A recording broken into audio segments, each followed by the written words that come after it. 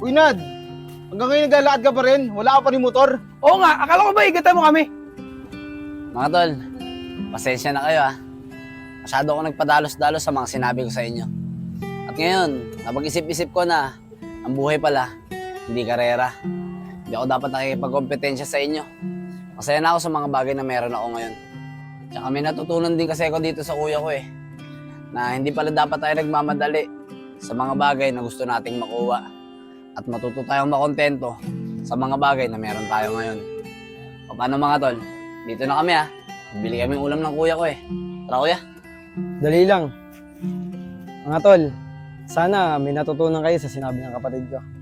O paano? Dito na kami Tara na tol.